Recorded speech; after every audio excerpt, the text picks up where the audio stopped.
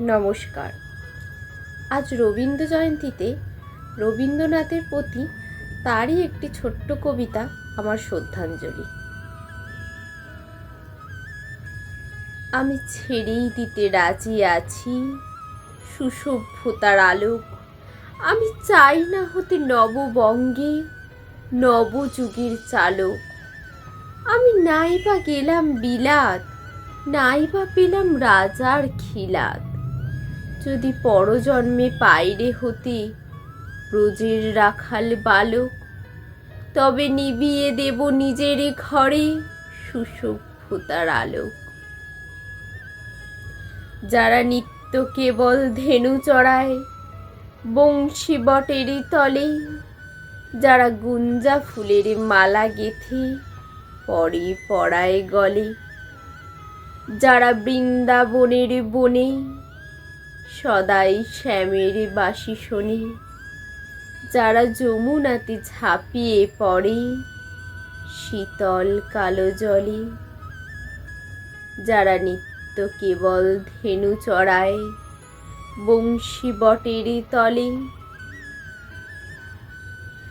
ওরে বিহান হলো, জাগরে ভাই, ডাকে পরস্পরে।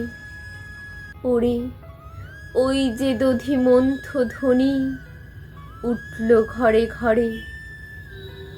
হ্যারো মাঠের পথে ধেনু চলে উড়িয়ে গোখুর রেণু, হ্যারো আঙিনাতে ব্রজের বধূ দুগ্ধ দোহন করে।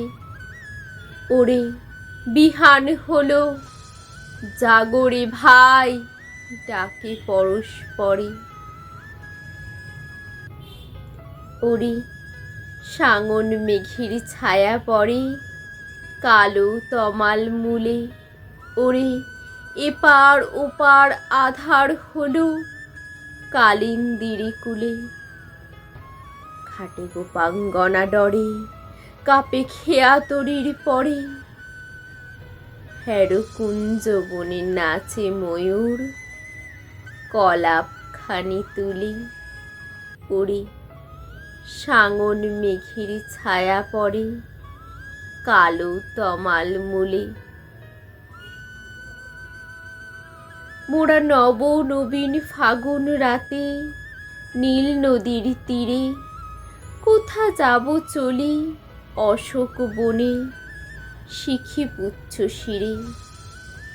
যবে দোলার ফুলরশি দিবে নিপ শাখায় কষি, যবে দক্ষিণে বায়ে বাঁশিরি ধ্বনি উঠবে আকাশ ঘিরে। মোরা রাখাল মিলে করব মেলা নীল নদীর তীরে। আমি হব না ভাই নববঙ্গে নবযুগের চালক। আমি জ্বালাবো না আধার দেশে সুসভ্যতার আলোক।